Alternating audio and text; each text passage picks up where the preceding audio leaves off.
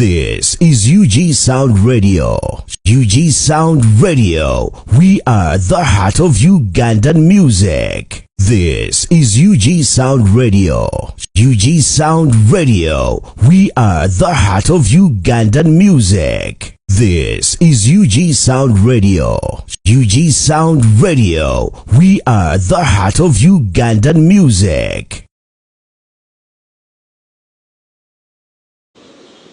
Wanyong Yubo, I've got you at Parliament. What do you do here? I'm at Parliament like a protocol officer. To the layman, what do you mean protocol officer? A protocol officer, you know, being a protocol officer involves a lot of things. Okay. You learn how to serve that. You actually don't learn, you serve the diplomats, you handle the travel in and out of the delegation. Not only that, you handle the events of Parliament, like the budget day.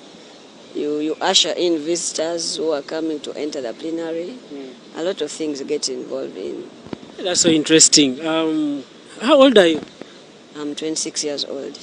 26 years old. How did you get here? You see, getting here is all about God.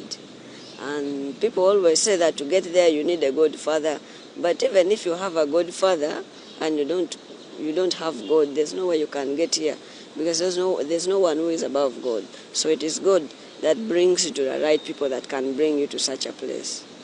Looking at your height, your age, you said you're 26 years old, protocol officer, somebody might ask, doesn't that guy get challenges here? Challenge because of his height. Did you go to school? Yes, I went to school. I actually graduated from Uganda Christian University. I did Bachelor's of Mass Communication. Yes. You talked about challenges. I don't see, actually I see growing tall like it's a disease, because the fact that short people, it's hard for them to fall because they've been near the ground surface. I feel it's much better for me. And not only that, me being short or looking old does not mean I can't achieve, as long as I have God. My name alone, Yubu, is a blessing. You know Bible. You know how Yubu was blessed? That's what keeps me the courage. And two, I have managed to succeed in an environment like this because, one, I respect myself. I value myself. I do things that bring people to me, not something that will take me to people. The way you impress, like first impression matters a lot to people. When you respect them, they respect what you speak to others and the kind of surroundings you have. You ask me about how I get here. You see, I always tell the fellow youth that for you always need to check the kind of friends you have around you, because the friends we have right now are the connections that our children will have. You get? So maybe I've managed to get here because I made the right friends. I'd always sat down and asked myself that in case of an emergency, who is there for me? And I've checked around my childhood friend. I saw none. That's why I had to look around for the best intellectual people that can guide me to the right path. That's how I managed to be here, and I'm surviving because of the nature I've treated myself. I just learned that if I'm to take advantage of myself, then people will really take advantage of me. So that's why you see when I'm moving, everyone wants to talk to me, everyone likes me, because I be honest, I am humble to myself, I am humble to everyone, and I respect, I'm ready, I work with anyone. I do things no matter whether poor or rich, because I have a belief that no matter how tall you are, or no matter how short you are, no matter how rich or poor you are, if you do not have the level of integrity or respect, then you have danger to the society. So it's better to be that kind of a person that is valued in an environment. So you say you chose the right friends. Who are these friends? I chose the right friends. I have very many friends. You need to be particular which ones, because I'm sure you know some of the friends I have. Okay. Yes. I know you're a very great comrade to the late former Speaker of Parliament, Jacob Olanya. Is he one of the reasons why you're here? Yeah, he's one of the reasons, though he's second after God. Yeah. You know, meeting him has been something so nice, and his death has costed me a lot. It has really costed me a lot, because he's one of those people that I was looking up to. I would really thought that with time, in the next few times, I would want to be the speaker in this August House. I'd also want to be exactly like him. Kindly repeat that statement. You would want to? I would want to be the speaker in this house with time. Yes, because the kind of a person he had always been to me, I've never met him. How did you meet the former speaker, Jacob Olanya? I met him in Gulu. You know me in Northern Uganda, I'm a gospel singer, well known. I grew up in church. So where I met him, he was invited, he was the guest of honor. They were choosing the Miss Tourism Northern Uganda. That was 9 years ago. So after my performance, I came, he sent his bodyguard. I think I remember his bodyguard is called Felix Odobo. The boy sent the gentleman to me. So the gentleman told me, young man, how are you? I said, I'm fine. Of course, I was not feeling bad about him calling me young man. Yes, I'm young. So he told me, my boss, I told him, you know what, I'm not ready to meet anyone right now. It's late. I have to go and rest. He told me, no, he's a big person. And the fact that I'm someone who is not moved by maybe someone's money or what, I value myself a lot. As I told you, I do something that pulls people to me. Maybe my performance or my speech pulled the right honorable to me. You get? Pulled the right honorable to me. I told him, you know what, if there's any other person who wants to meet me, it is very okay with me to meet them, but in the morning. Right now, I need to go and rest. I've traveled from later. I'm tired from here. I just went on stage to perform. Now I feel you guys. Which function was that? They were choosing Miss Tourism, Northern Uganda. It was a run, yes. They were choosing Miss Tourism, Northern Uganda, and by then I was invited as the chief performer. Yes. Okay. So when he insisted, when I told the man I'm not going to meet him, I saw a gentleman walk to me. I didn't know he was the one. He came, he greeted me. He was like, how are you, young boy? I said, I'm fine. He told me, but you're young. What are you doing here? You're supposed to be sleeping.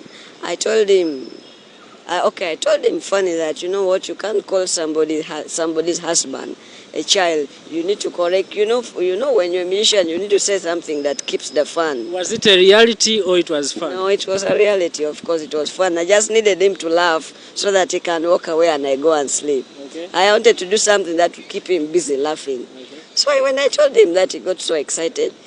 I didn't tell him my age. I was forgetting. I didn't tell him my age. I just told him I need to go and rest because I have to wake up to look for money to go back to school.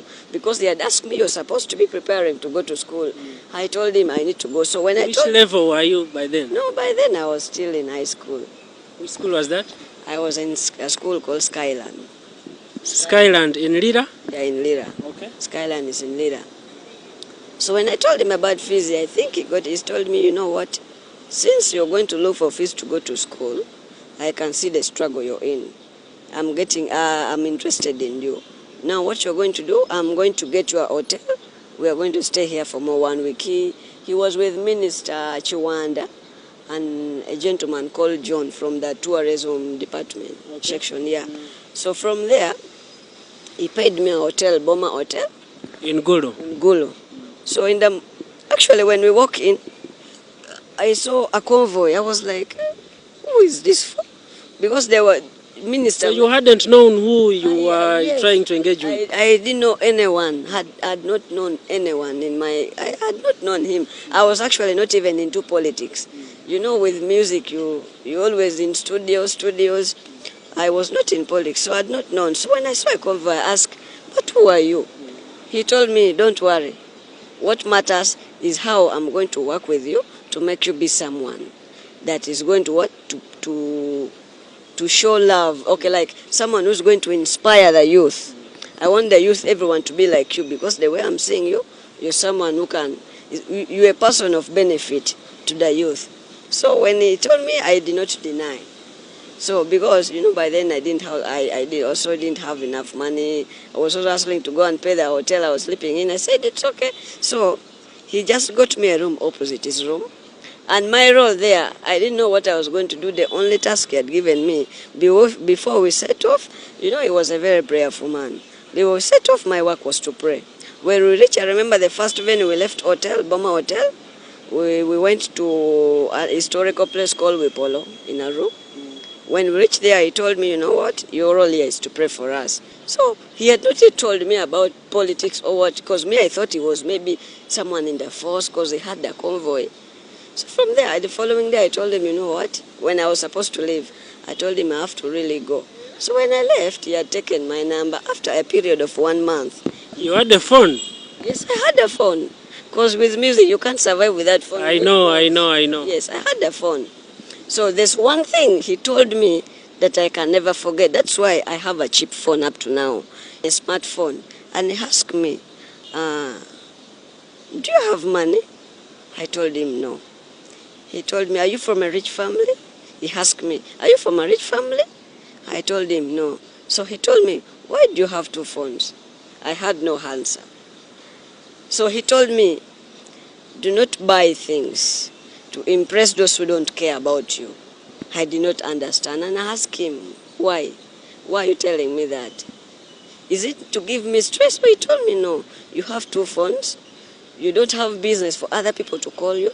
You're having phones. I'm sure you have a phone to be on Facebook, to impress, or you have phones because your friends have smartphones. You're having 2 phones to impress those who don't care about you. Those people don't care about you. From that day when I left, I sold the smartphone and I remained with it. Indeed, I had nothing to do with the smartphone. Had nothing. I sold the smartphone and I remained with the small phone. So I left, I came. He gave me actually 2 million. He told me, now, I want you from today to be a bow tie boy. I want you to be a man of class, not a boy of swag. I want you to exactly follow the life. I will be following you. We are friends. So he didn't tell me exactly who he was even. So I left. 1 month later, he came to Lira. He called me, Ndugu, where are you? I told him I'm home. Called you who? Ndugu, that where are you? I said I'm home. I asked him, who is this? Because I didn't have his number. He said, no, I'm your friend, the one you met in Gulu. I was like, which one? I met very many people. You know, when you're a singer, very many people take your numbers. I hanged up.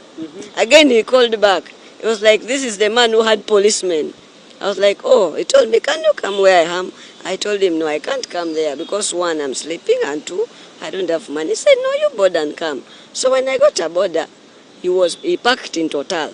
He had these security people. I met a member of parliament called Peter Ochen of Kole. For us, we call him Ochen Akalo. So I asked him, that man is calling me, who is he? So the man told me, oh, that is the 5th biggest person after the president. This is the deputy speaker. I was like, what does a deputy speaker do?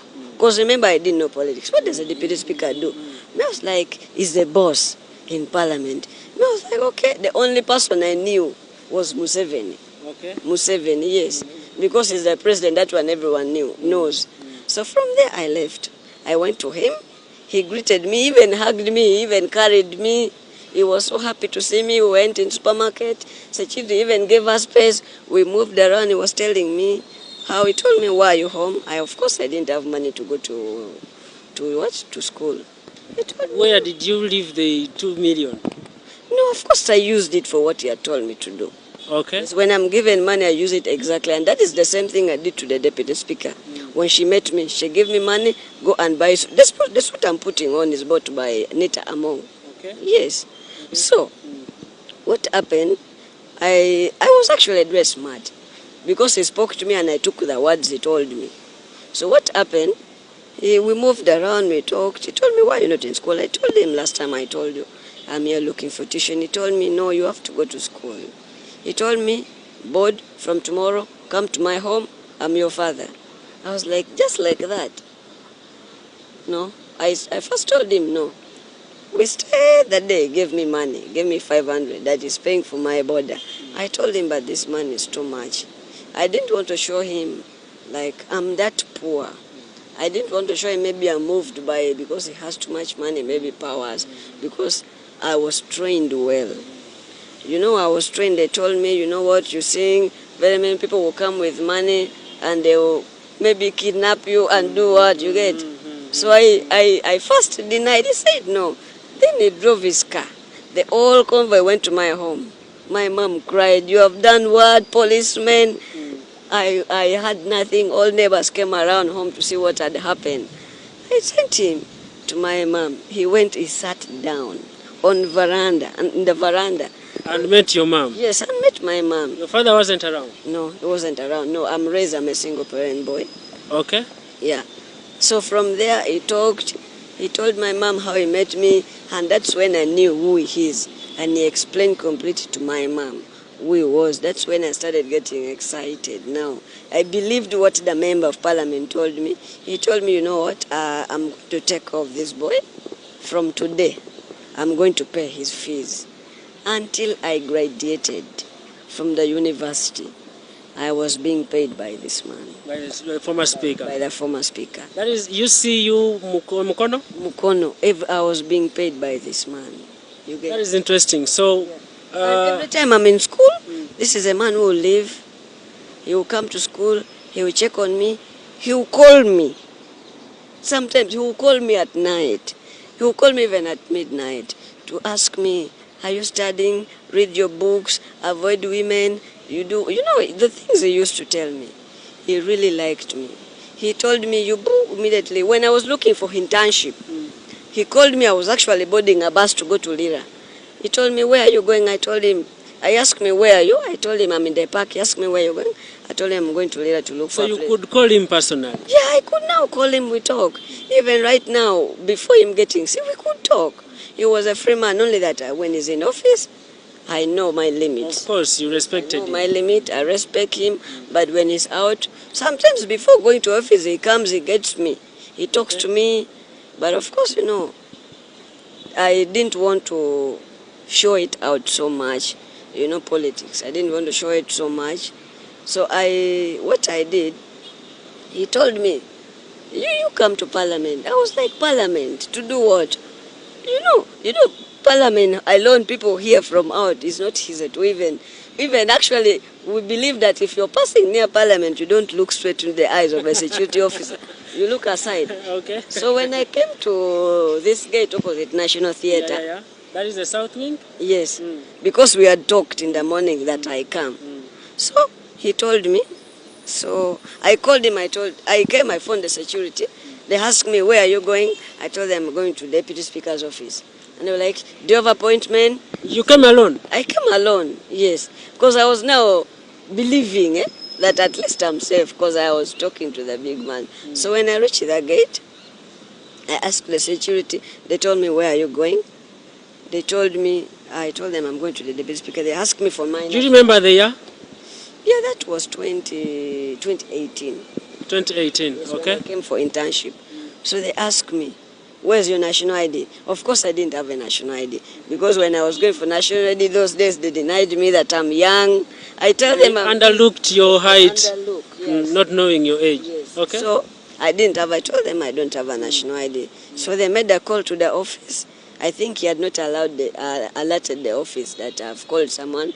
The office said, no, we have not called anyone. We are not expecting that person to come.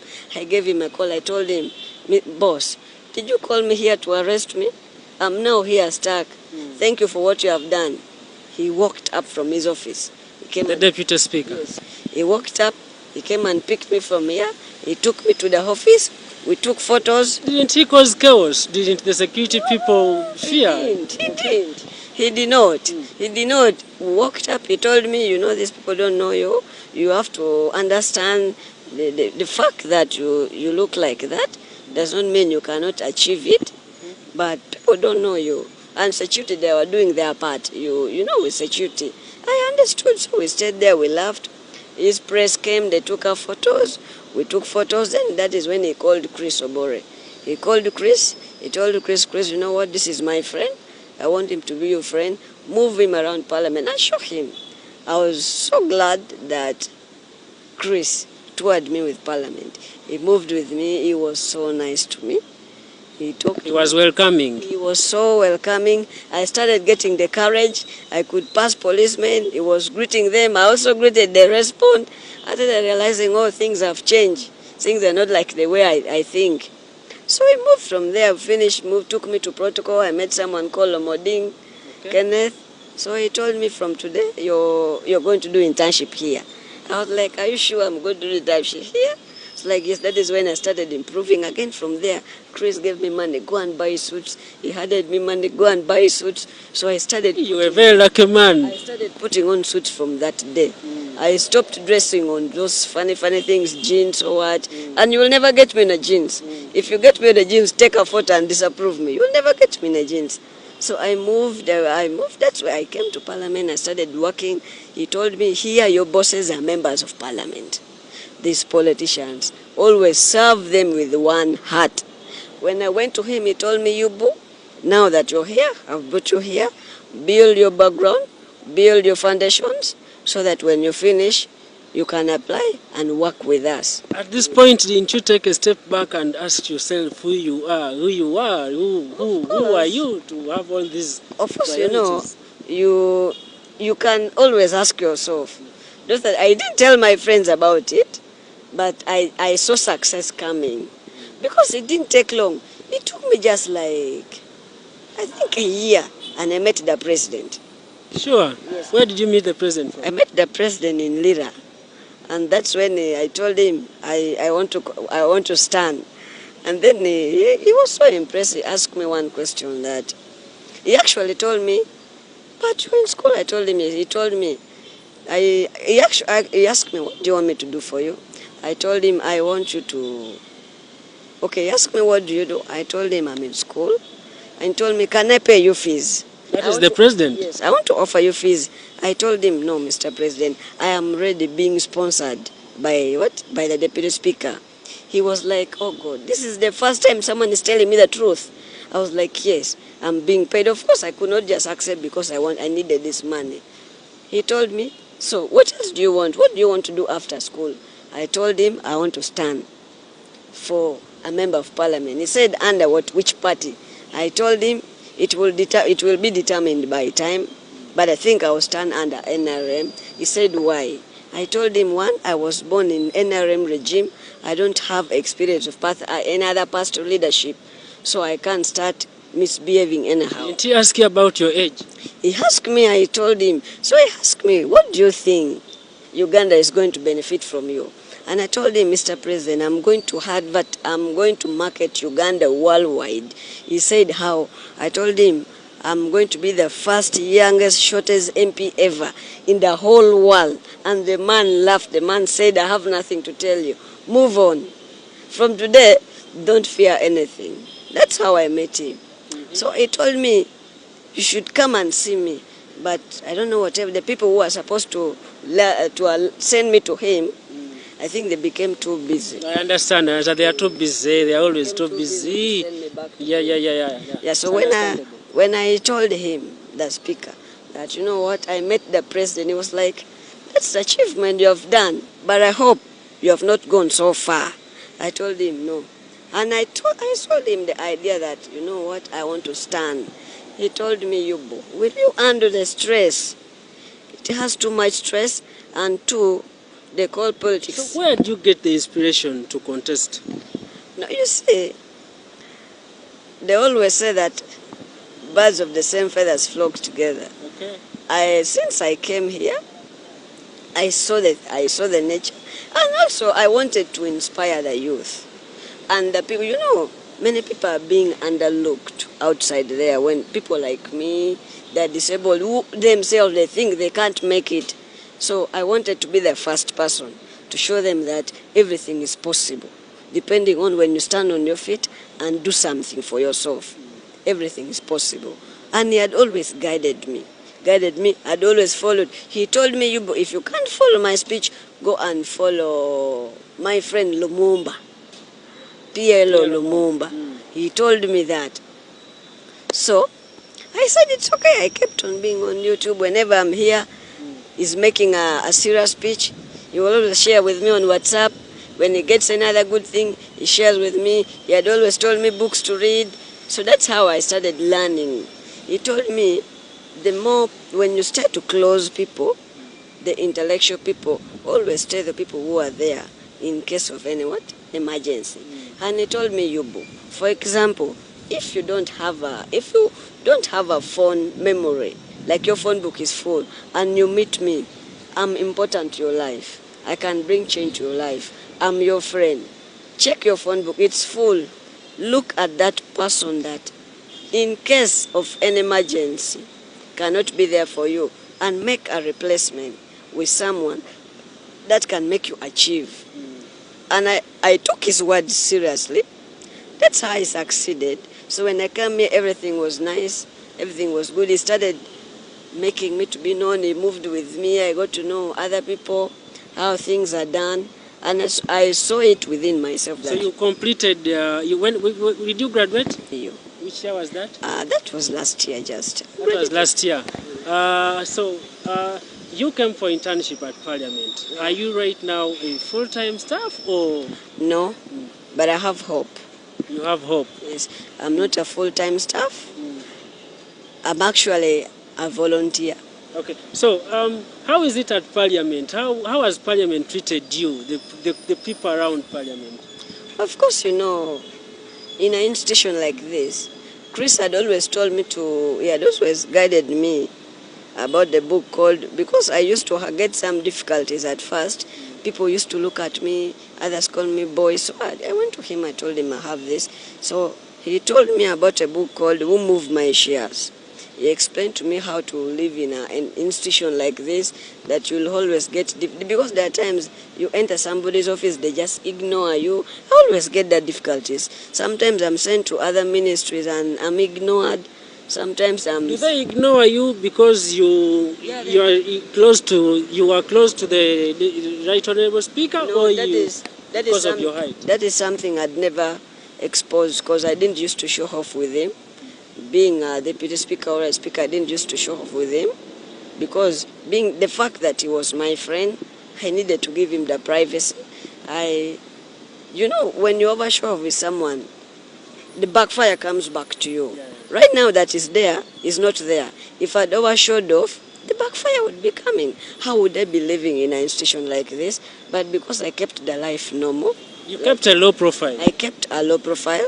That's why everyone is coming to tell me, to send a condolence message, to console me, to be with me, because I kept a low profile.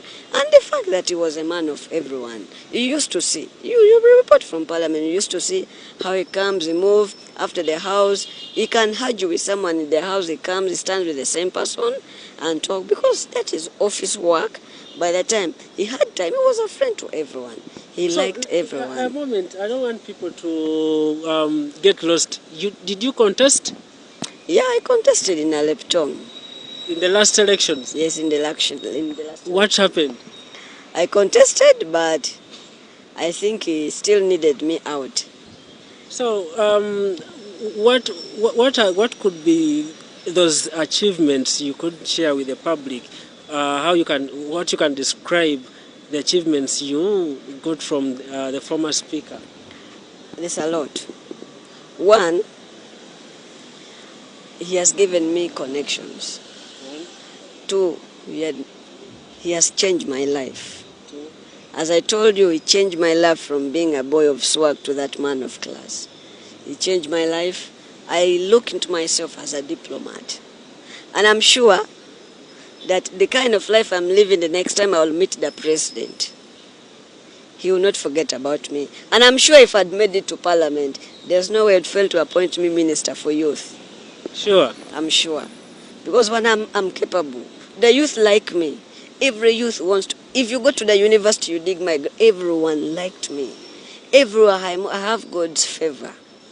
So, what was the former speaker's relationship with other colleagues at work? He was a very nice person. According to me, he was nice. Of course, you can't read somebody's heart.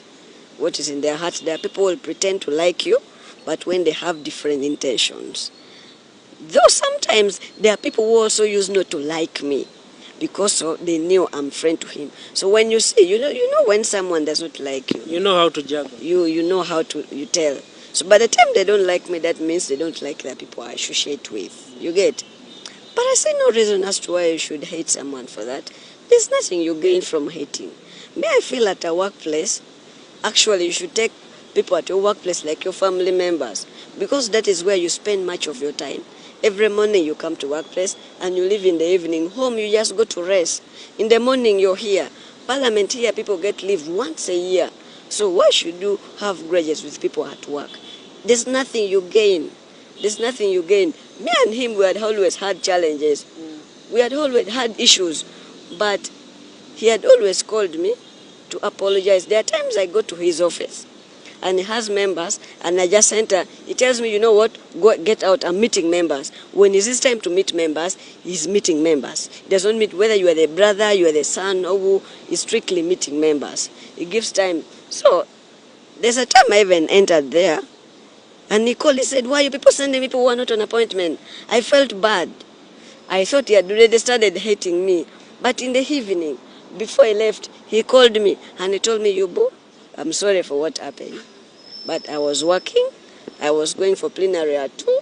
I had to miss the members to discuss the issues in the what? In the And you know he was a very punctual. Yes, he was. I didn't feel bad. He told me, if I wronged you, I'm sorry, we are friends. Are you happy now? I said, I have no problem. And he told me, what was the problem? I told him, no, I was just coming to greet you. It was like you're a stubborn man. I greeted you in the morning when I was going, so what were you? You were just coming to disturb me. So we just laughed. So when he was going home, he dropped me home, and he continued home. The whole convoy went.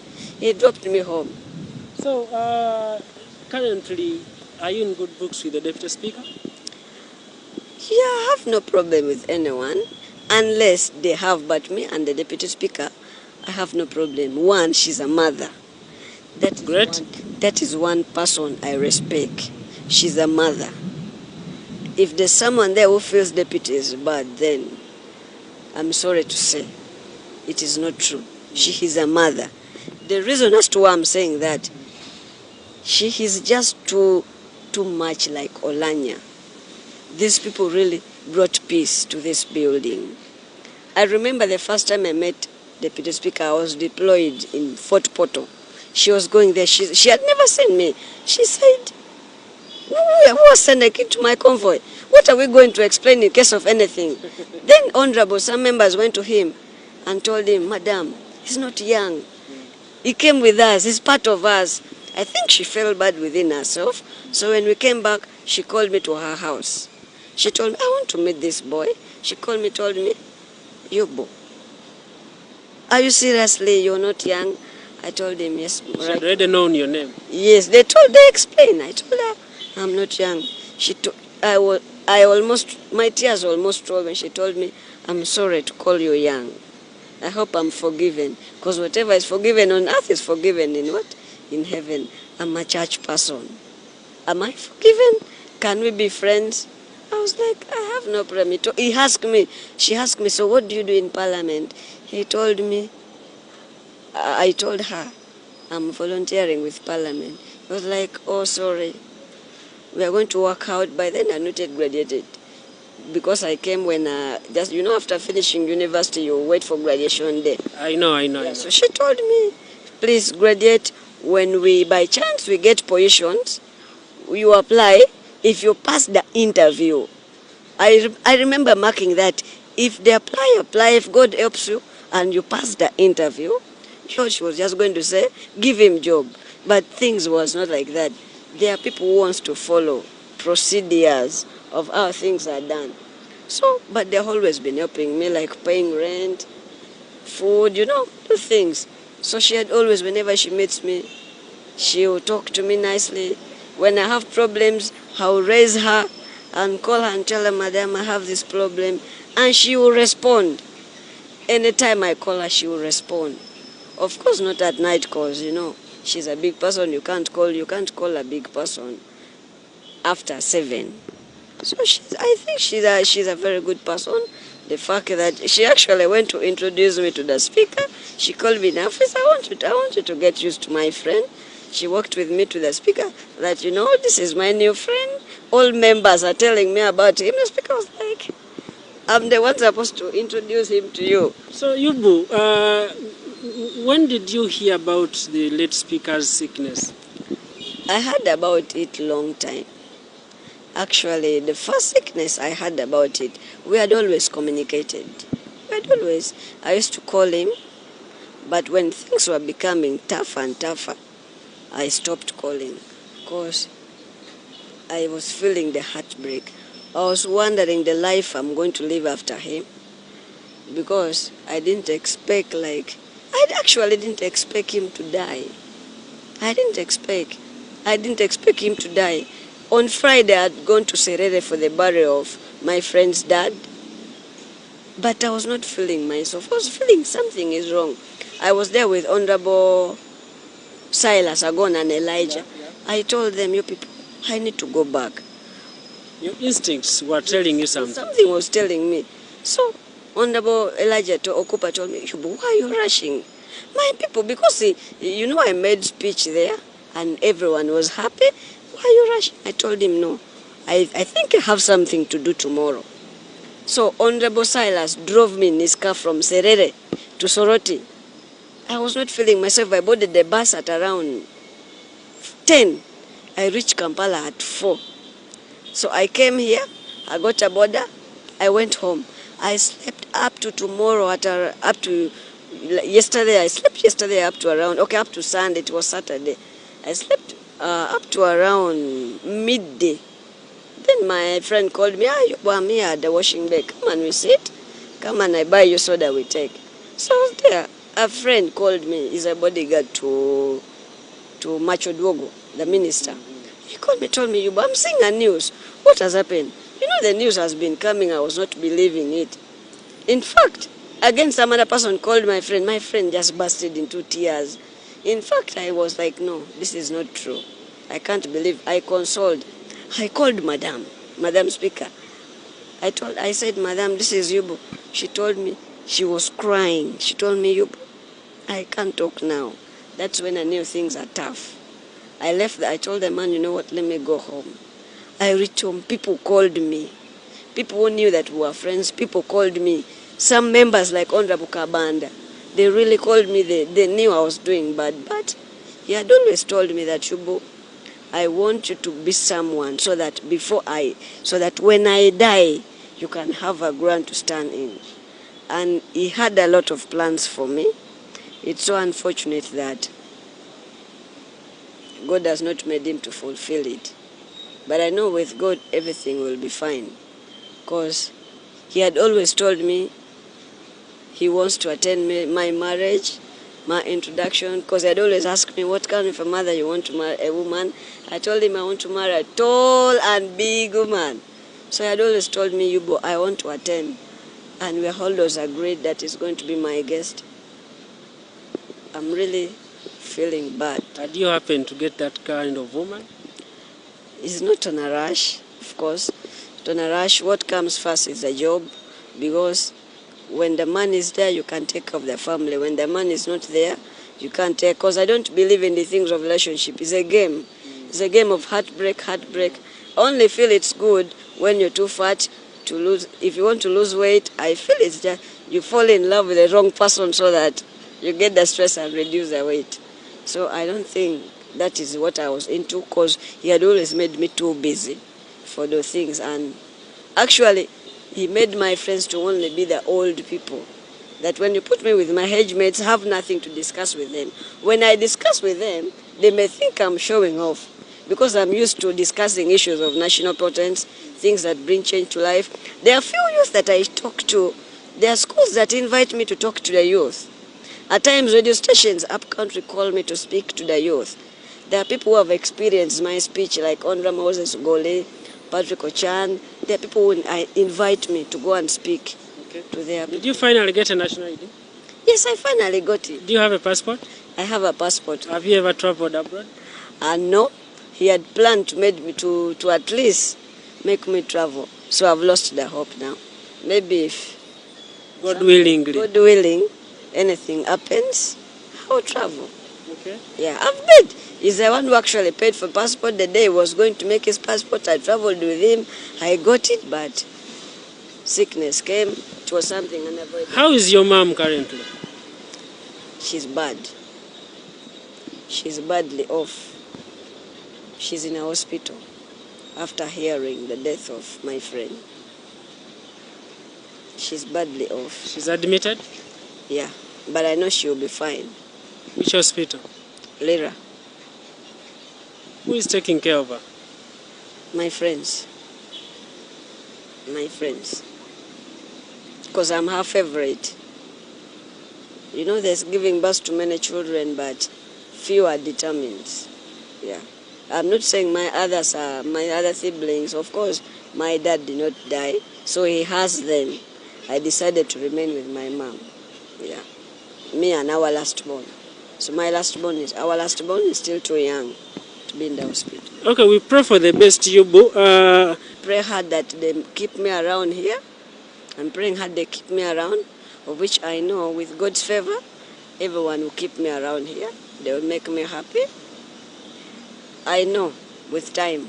Thank you very much. That is Yubu Onyong, 26 years old, a gentleman from Lira district, a former musician whose musical talent led him to choose wisely and his friends. And one of the greatest friends that he chose was the former Speaker of Parliament, the Right Honorable Jacob Olanya, who died on 20th March in Seattle in America. I want to thank you for your time. Thank you. My name is Daniel Mugoya. This is UGSOUND Radio. UGSOUND Radio. We are the heart of Ugandan music.